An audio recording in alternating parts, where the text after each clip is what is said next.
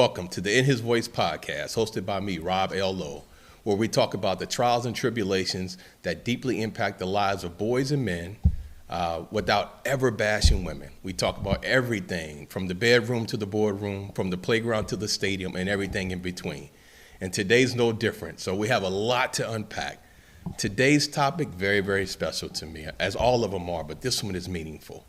For those of you that have followed me, you know I have my book coming out pretty soon. The title of the book is So What? Keep Going, A Story of Resilience. And in the beginning of the book, I talk about the pain that I felt when my father left me. So my father, who's no longer living, left my mom when I was 2 years old. My father was biracial, but he looked white. He passed as white, and he didn't do anything for us. After my mom died, and that'll be another segment we talk about, we were raised by my grandparents. And so I saw a strong male figure, was my grandfather. But my father lived in the same neighborhood in my entire life. I saw him all the time, and he never did anything for me. Not only did he not do anything, his mother didn't do anything, his sisters didn't do anything, his brothers didn't do anything for us, and they saw us grow up, and knowing that we didn't have a mother. And so I carried a lot of that resentment as I went through my adolescent life and into my adult life. And it affected me in the way that I grew to be a parent when I had my own daughters, meaning I was overprotective. I made sure that I tried to compensate for all the things that I didn't experience as a kid and not having a father. And so today's show, we're going to talk about the power of fatherhood.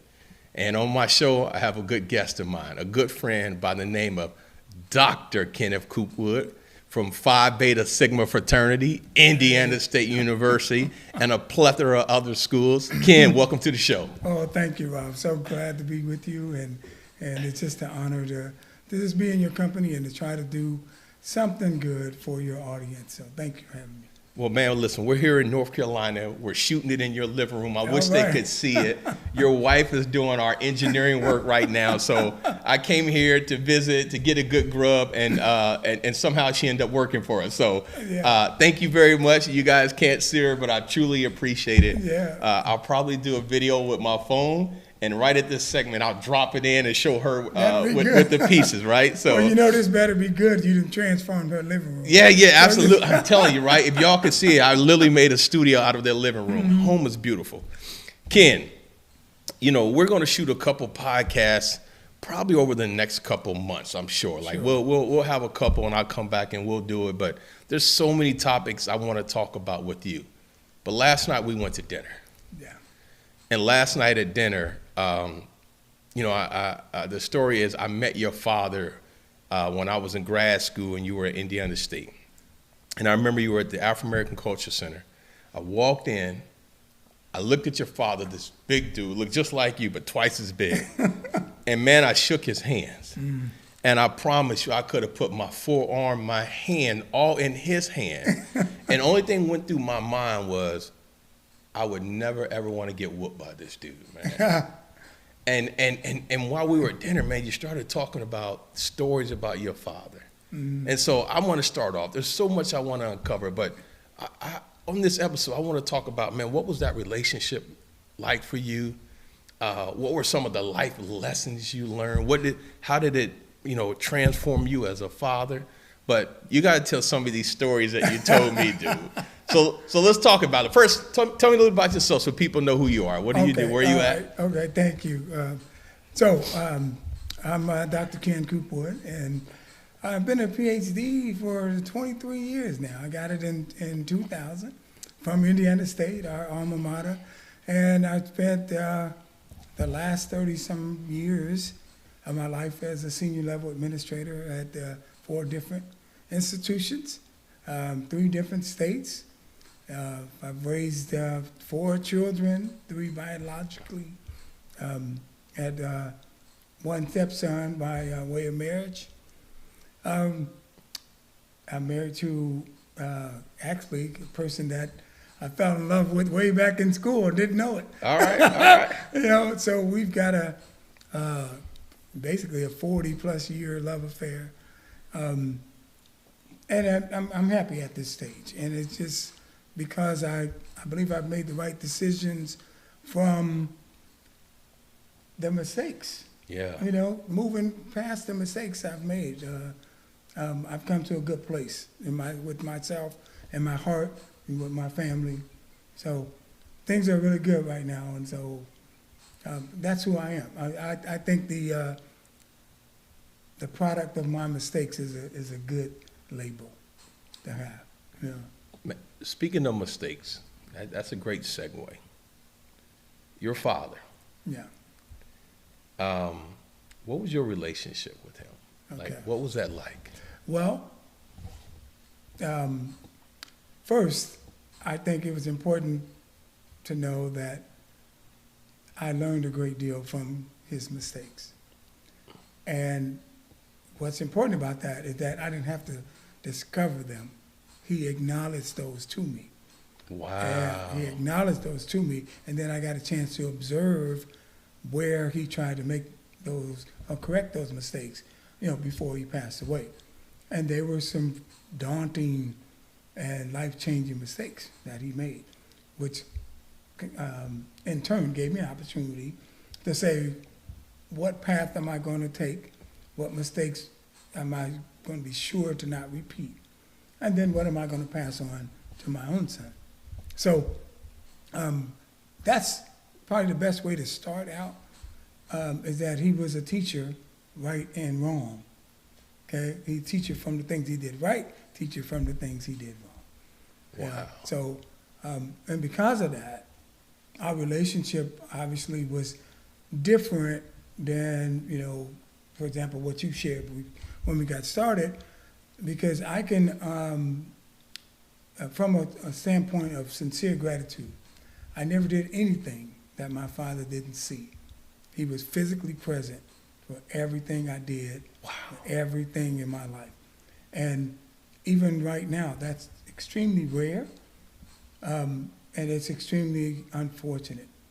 But it is something that was instilled in me, and I think if Ken Jr. was sitting here, he would tell you that I've been at everything that he ever did. And it impacts him because he always knew that there was somebody there who loved him, who believed in him, and wanted him to succeed. And the expectation for success was always there. Do you think, you know, given how present your father was, given, you know, what you felt about him, did it scare you, the thought of being a father and having to follow those footsteps? No, actually, it empowered me because he was so admired in the community, with the local politicians, with the other parents, you know, that whole village, Yeah. the school systems, you know. I learned what it was like to be accountable Yeah. in the eyes of the public and in the house. And I was ready when I became a father. You know, I didn't like the way I became a father, but I was ready for the responsibility. And we're talking about, you know, you grew up in Gary, Indiana. Yes. Where's your father from originally? Parkins, Arkansas, but he spent a majority of his upbringing in Gary. All right, so Yeah. so he moved to Gary. Mm. And what did your father do for a living? He was a millwright in the inland steel, the big plant off the shores of Lake Michigan in Chicago. Okay. And then he was a general contractor later in life. He had a company. All right, and he did something on the side. Oh, I don't know if that was his career, but he had nice hands. My father was what we call today a blue chip athlete. Okay. And he was a heavyweight professional fighter. And he fought at the time, unfortunately, where people of color just didn't get the shake. You know, and I used to ask him, you think you could have beat Mike Tyson? And he said, I would have blessed him. And that means that means that he would have hit him with his left hook, and Mike wouldn't have been able to handle that. Wow. Yeah, so, You know, you have older brother and sisters, right? yes. Mhm. Did any of your older brothers and sisters, or did your mom ever tell you about any of the fights that they got to see your father? I don't think any of my siblings saw any of his fights. I think he did his fighting before he went into the service. He was a Okay. Marine, and he was in the Army as well. So, Okay. He did both. yeah, he did both. He fought in the Korean conflict and the Second World War as well. So his boxing days happened, I'm guessing, 18 to 25 or somewhere in there, and then he went to the service. So I don't know all the timeline, and I don't know how long he boxed either, but I know that he had a name as a boxer, Yeah. and it was a name well enough where people would try to bribe him to throw fights. And my mother speaks of going to the mailbox, and there's a block of money in the mailbox, and she goes to him and she says, "Ted, where's this money come from?" And he knew instantly how to get on the phone, who to call, and he said, "You come get this so-and-so money, because I ain't throwing no fights and I'm not to be bought." Wow. Yeah, and then a few minutes later you hear tires screeching, she goes out and the money's gone. You know, last night you were talking about, you alluded to it earlier about, you know, how your father had such a significant impact and role in the community. Yes. Right? And you told me a couple of stories, man. Yeah, Like what, okay. some of those stories of things that he would do to help people, man. Yeah, and you know, and my father was known for several things. One, you know, he was known for his big hands. Yeah. Yeah, Them wasn't hands, dude. But I don't know what them are. they But weren't hands. them wasn't hands, okay, man. They called them claws. Yeah. His big claws, his big appetite, Okay. and his big heart. And in the community, he was the precinct committeeman. That's like your local mayor, basically. Yeah, yeah. And he was the captain of the civil defense. And so I grew up rescuing old folks from the snowstorms, and in the spring when the river overflowed and people were flooded, we were in the boats getting people out. Wow. You know, so things like Katrina, Yeah. Hurricane Katrina, and all that aftermath, I was long familiar with that type of rescue effort. So people knew who to call in Yeah. my neighborhood and in surrounding neighborhoods. And my father had the kind of reputation with the local authorities that he could cause people's utilities to get turned on. He could cause them to get alternative jail sentences. Wow. And he was known in the school system. You know, it was many days I'd be walking the halls and I'd have 5 or 6 of my friends say, "Your dad's here, your dad's here." And it'd be 3 to 5 minutes before I actually saw him. But people knew, Wow. yeah, him. So it was easy to stay on the straight and narrow because so many people were watching me because of him. You know, you already entered into my next question. Gary, Indiana.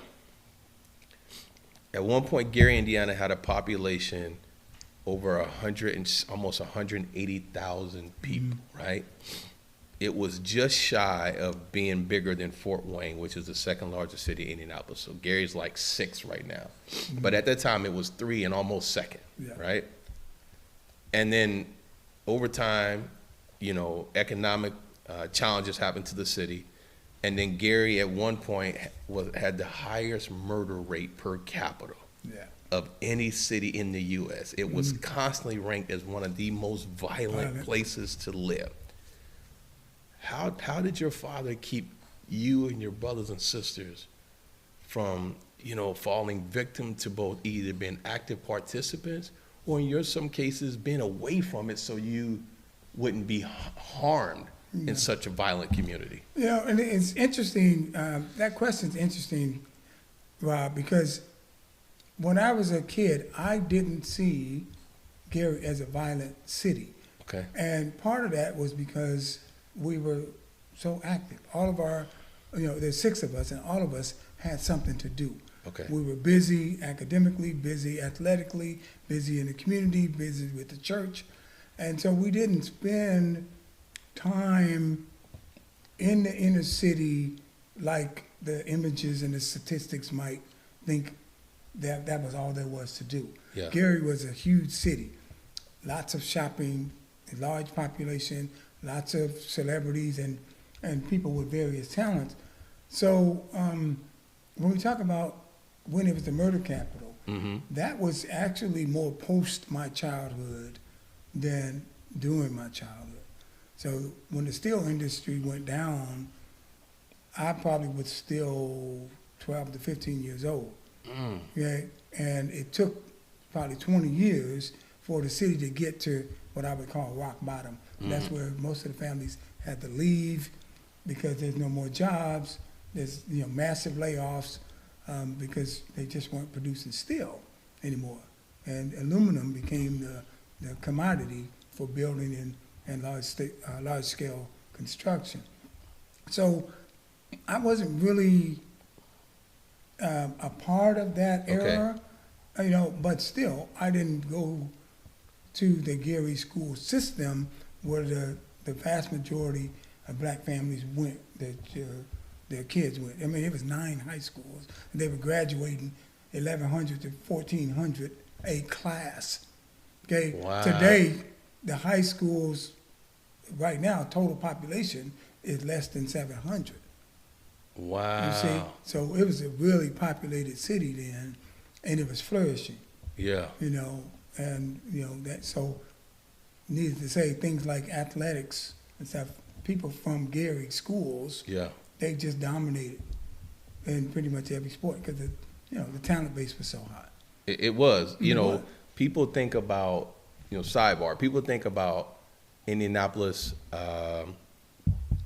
Who are from Indiana, like Indianapolis. But if you're from Indiana, then you know the history of Gary. Yeah. Right? Not just the Jackson 5, right? But that team that Crispus Attucks played in the championship was also another all-black team. Yes. So that year, one of those teams was going to win Yeah. and was going to be the first all-black team in the country, I believe, to win a state basketball tournament, right? So one of those years. And then you can go down the path of how many professional athletes and celebrities came out of Gary. Yeah, and so there was plenty of that. And because of that type of attention to the general area, they call it region, because there were surrounding cities in Gary, or there still are, East Chicago, Hammond, Hobart, Griffith, all these surrounding places. It's a huge talent base, even though as I grew up, Gary was predominantly black, like 2%. Yeah. The surrounding areas had more ethnic diversity, and there was a good mix in terms of competition. Yeah. But, year after year, especially like in track and field, it was either Gary West Side or Gary Roosevelt. One of those teams going to win the state championship for 8 to 10 years in a row. So to get back to the subject, my father didn't. Both my parents believed in activity, okay, as a means of not just go do something and get out of my face. But these activities they had us in were as much about personal development as they were about keeping your body strong, keeping your mind sharp, being a part of your community, and getting to know the other families that were parents and brothers and sisters of my teammates. What you probably have so many life lessons. Name one that your father shared with you that stood out. What's a life lesson that, and matter of fact, I'll make it a little more specific. What was one of the hardest life lessons your father had to teach you? Well, actually, it's still easy. Okay, all right. It's take what you got and make what you need. And, and I would tell people all the time, and I mentioned, I think last night, I could change a car tire with a hammer and screwdriver. And my father was notorious for never having the right tools to do the work. And he got away with a lot of things because he's so strong. Yeah. He could either make something happen or he gonna break it. Either way, something happened. But because he didn't have the right tools, and in many cases we just simply couldn't afford to go buy, the latest state-of-the-art piece of equipment. So I watched him, make things happen. And because I was the youngest, I literally was doing the watching. My job was to hold the light. And so I was the best light holder while my brothers and my dad did the work. But they always had to do the work without the proper tools. And so he would say that all the time. He says, you can't say can't. They don't say what you can't do. All right? Take what you got and make what you need. Wow. You know? And so that still applies today, because we still are people in general with less than enough to live a life of prosperity. What would you say? What would you say your father is most remembered for the people that knew him? What is he most remembered for? Well, he was a savior. I mean, he kept people's children out of jail. He's responsible for giving paved roads throughout the community. He was responsible for getting city water delivered in our area. It was just called the small farms. In terms of, I guess, just general integration of the schools is a huge one. Yeah. You know, in fact, all 6 of us went to Calumet High School, and it was because of my father that we were the first black family to integrate the Lake Ridge school system. And all 6 of us graduated from there when Gary Roosevelt was probably 3 miles away from our house. But he didn't believe in having one ethnic group dominate the presence of an academic facility. Wow, really? Yeah, and he was a stickler about that, even with all the racism he faced, you know, as he came up and in the military, you know. But he said, you know, in order to be the best, you got to make sure everybody's there.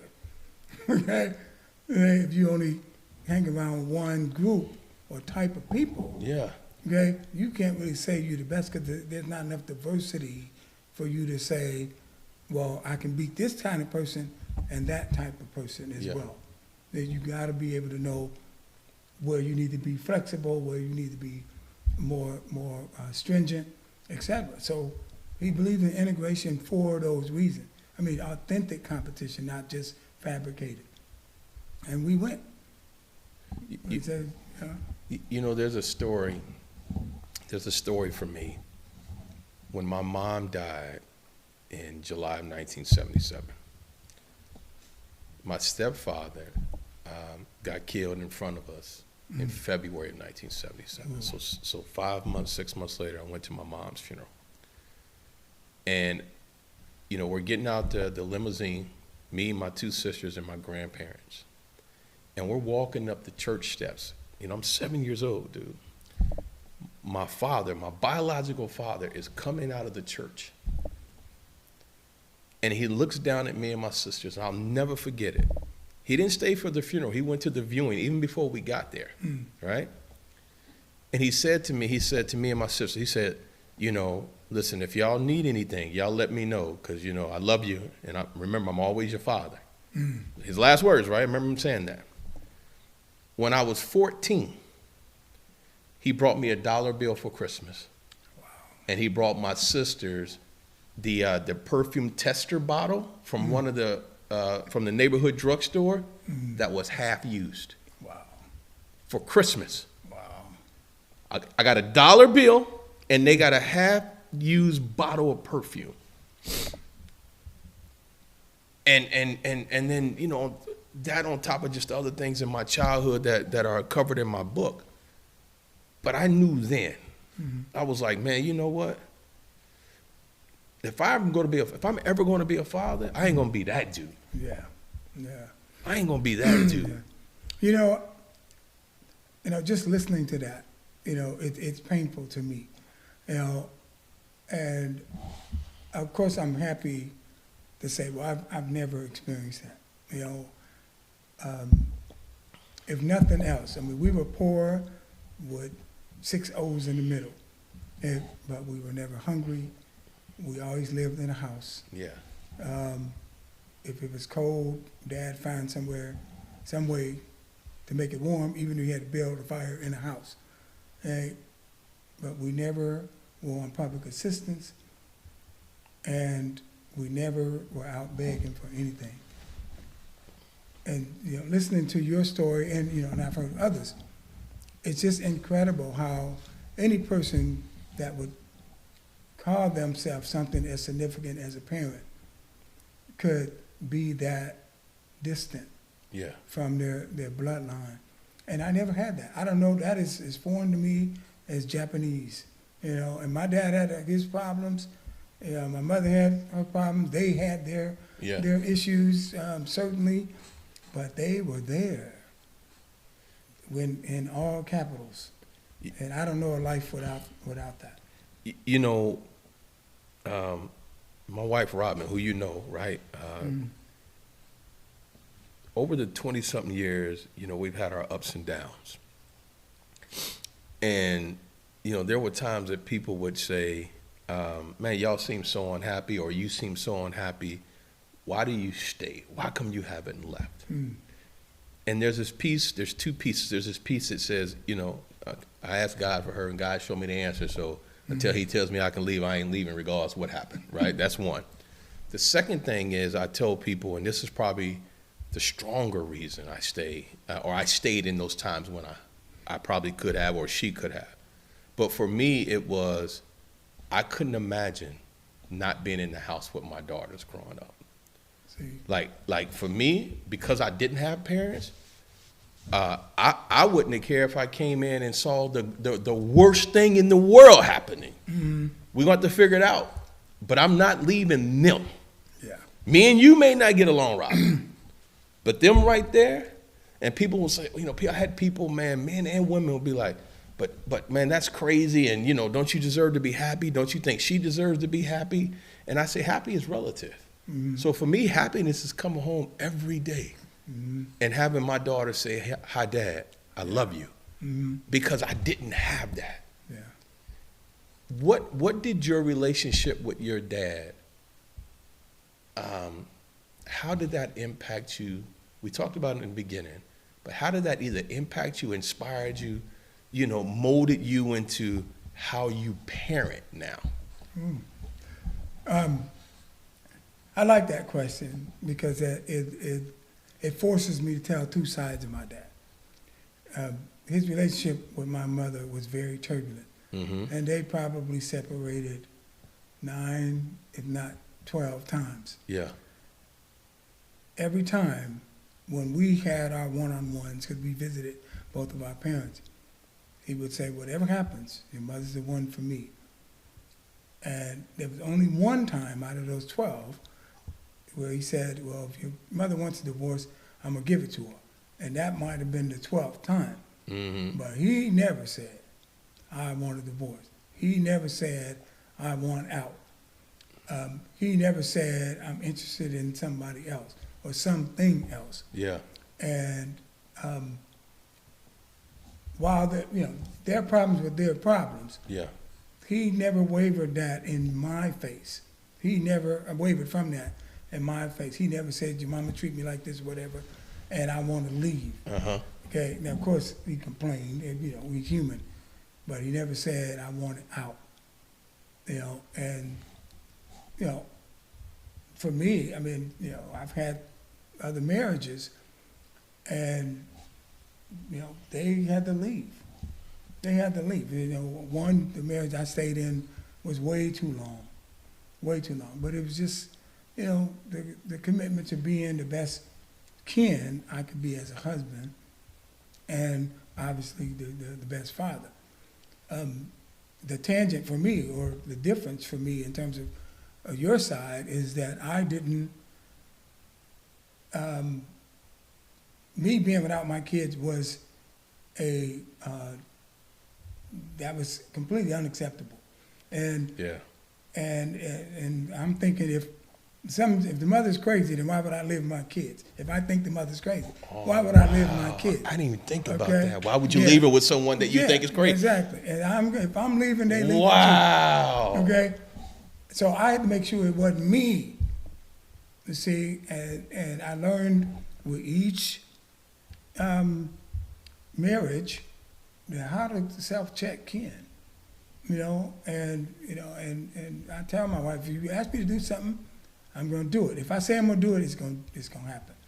Okay, and if it comes out of my mouth, you can check it. And I got that from both my parents. Yeah. But my father was just more vocal. And I tell as a parent, I tell my kids, I used to tell them, if I'm not doing it, okay, you should ask me why I'm not doing it. Okay, because I will tell you why I make my choices. Yeah.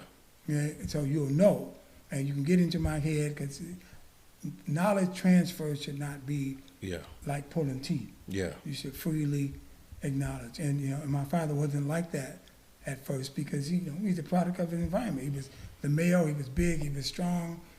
He could whoop anybody that came near him, and he had to tell you why. You either comply or else I can make you. Right. Okay? But as he got older and maybe softened, and I was the last one, I would ask him, I'd say, hey, why you speak like that to Mom? Or why you shake that guy up the way you shook him up? And he would talk to me about the pressures he felt to survive, to be black, to answer the call every time somebody come to our house. I need food, I need water, I need electricity, I need to get my son out of jail. All those things they came to Ted Coopwood for. And he felt he was under pressure all the time. So he made mistakes trying to answer those calls. And he was one of those people that believed that other people's blood can be on his hands if he didn't do something, regardless if you made the same mistake 10, 11, 12 times. Mm-hmm. If you come to him for help and you don't get it, and something happens to you, he believed it would be on him. And I'm like, your heart's too big in that regard. You got to learn how to walk away. And he didn't teach me that, but he demonstrated how not to walk away, and I learned from that, and I can walk away. What would you say is your greatest mistake as a father? And what I mean by that, we all have mistakes. There's many things I've done wrong. Just, golly, even stuff they don't know, or maybe they do know. But I just mean, as a father and interacting and parenting, what's one of the biggest mistakes that you made, or aha moments where you go, man, my dad told me about this? Well, the greatest mistake I made, my father didn't tell me about it. And it probably led to me making that mistake. He had a lot of turbulence with my mother. They were very extremely smart people. Mom was really good with money. Dad was terrible, but he was the man, right? And he didn't believe in letting the women handle certain things, so they had a lot of internal clashes. He didn't date my mother, early on. Dad was a good talker. He was a good-looking man. He was in great physical shape. Mom was the same way. She was a good-looking girl. She was in the athletics, and she was in the glee club, and the stuff that the uppity. My mother came from a family with that was pretty comfortable financially. So they didn't really learn how to pick mates. They just, things came together from the things. They came together from the things that were already pleasurable to them. And they were thinking about, well, how are we going to live? How are we going to handle our finances? What's going to be our spiritual balance? What's going to be our rules for raising kids? How are we going to live with each other being number one? I didn't see that, and I made that mistake. So spousal choice is my biggest mistake. And my kids know that, and my exes know that. Yeah, because I wasn't good for them because I participated in the decision for the wrong reasons. Yeah. You see, and so I made that mistake. The second one was I took a role as a vice president, and I moved my kids to a city that was loaded with racism that I've dedicated my life to eradicate. Wow. And it hurt my children. It hurt their development. Wow. Chasing a career, a next move. Yeah. So I know my mistakes, and I say them out loud, and I'm proud of what I've learned. Yeah. I can't retract the past for my kids. Yeah. But I sure can make a better future with my wife. Okay. That's all. If you, was there anything? Your father passed recently, a couple of years back, right? Mm-hmm. Was there anything that you missed that you needed to share or wanted to share with him before he passed, or did you have everything you needed to? That's a great question. Yeah. And that's why I tell people all the time, I'm so thankful for the life that my father lived, because he shared probably more of his life and his emotional, psychological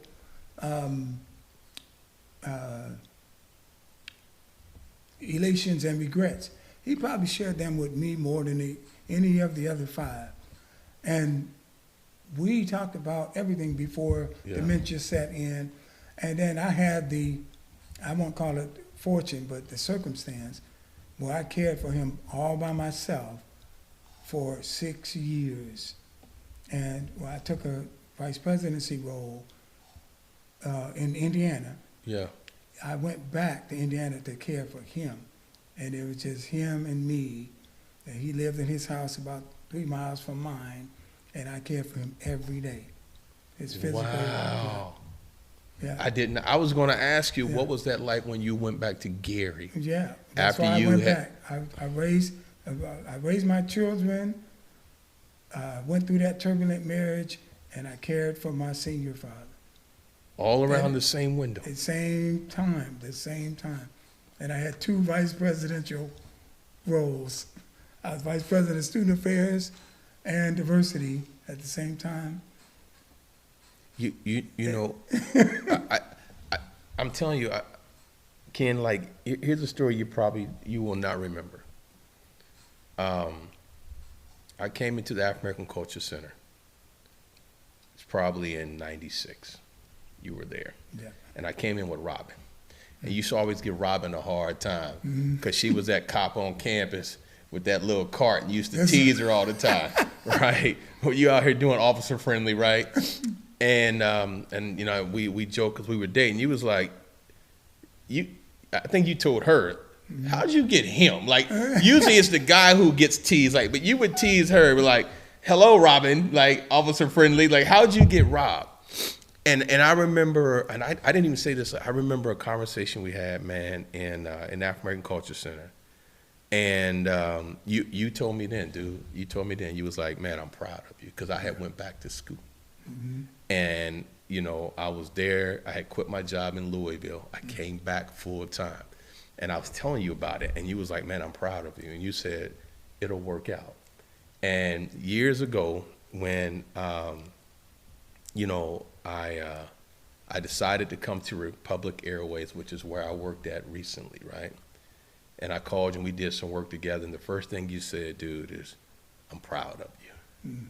I'm proud of you. And man, to have that come from someone, that I looked up to 25, 26 years ago. Yeah. Someone who I think is like the pinnacle of this thing called diversity, excellence, and now to hear your stories and be in your home, and I didn't even know you had kids, like all these years, and to hear the success of your children, man, to meet your beautiful wife, dude, like I'm blown away of not just what you've done, but who you are. But hearing the stories about your father, I'm not surprised. Yeah.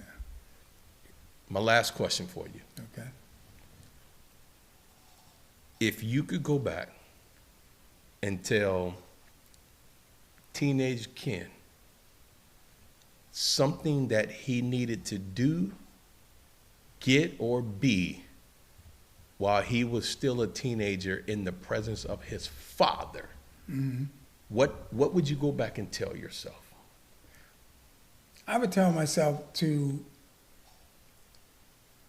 be more aware of when you're being gullible, and probably just put a period at that. Be more aware when you're being gullible, because I was an excitable child, and I was fortunate enough to have a lot of successes early, and not just because of my father, but and my parents, because my mother was a school teacher, and they were both known in the school system. But I had a lot of success. I was in the paper all the time, different records, football, basketball, baseball, track. I was a model for a hot minute, and I was a boxer like my father. But people made promises and pretended to guide me, just more because I was somebody to guide, because I'm popular, and it's good to be with a Coopwood. Yeah. And a lot of those things I took to heart because I'm wanting bigger and better things, but I really don't know what bigger and better is. Yeah. So I would have needed to learn more outside of the realm of excitement and just all this grandiose dreaming.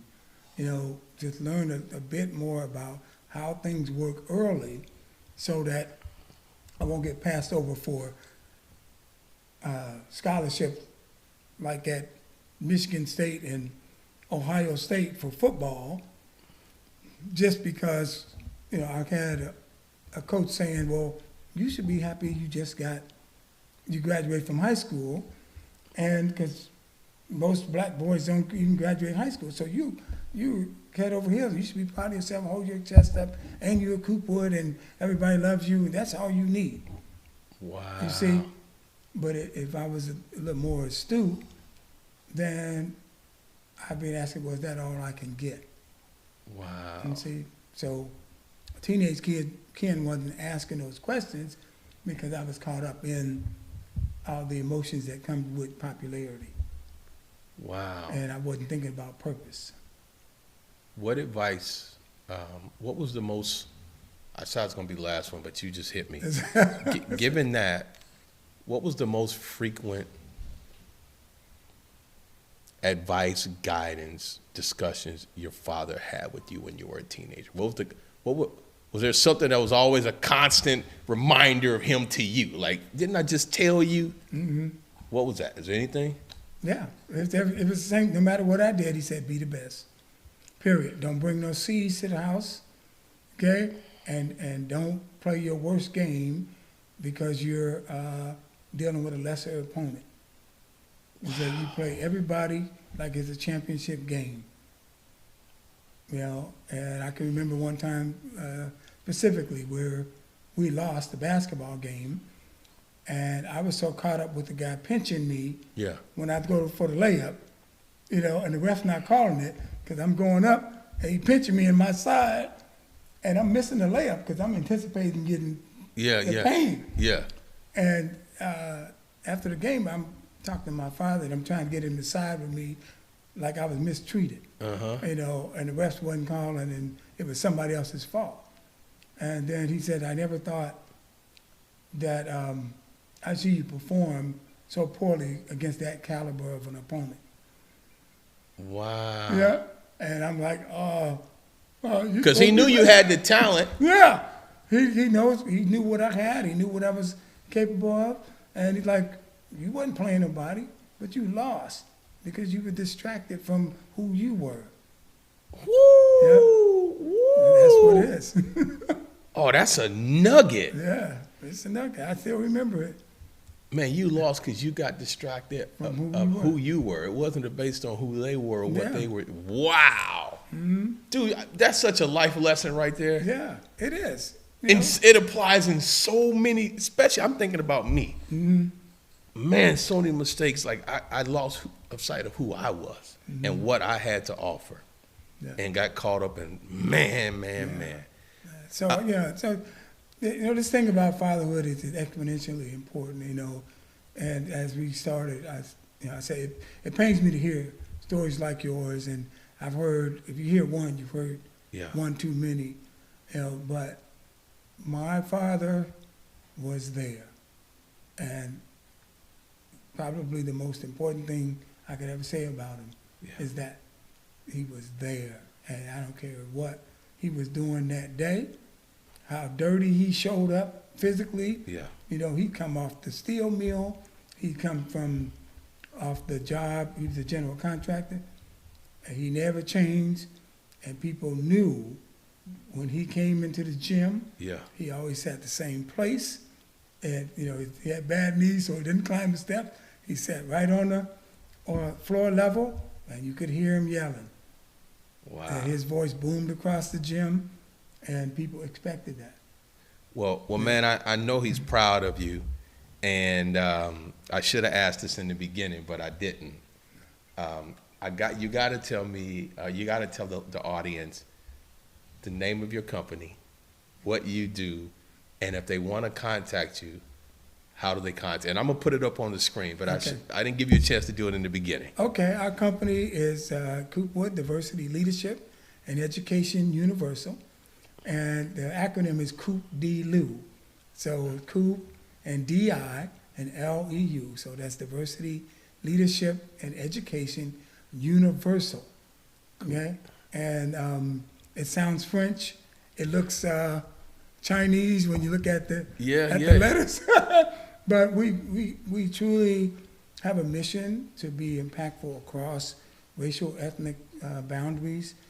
What we do is really about diversity, infrastructural development, and design, because it makes no sense to try to change a person's thought life and behavior if you don't have mechanism in place for them to grow in that new thought, in that line of behavior. So we're changing paradigms, and paradigms are patterns, processes, and practices that people do every day, not just because they're reacting to something that happened on TV, or somebody got shot, or some other social activity.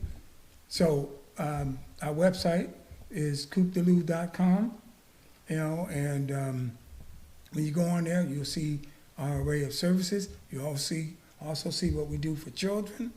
I've written, my wife and I have written 4 youth development books, and we are serious about starting as young as you can at the impressionable age and building adults so that their thought life is one that's conducive to their transformation into globally responsible and ethical human being.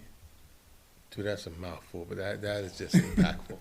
Well, man, listen, I got to thank you, one, for having me in your home. Thank you for hooking me up with Dave's Hot Chicken. Hey!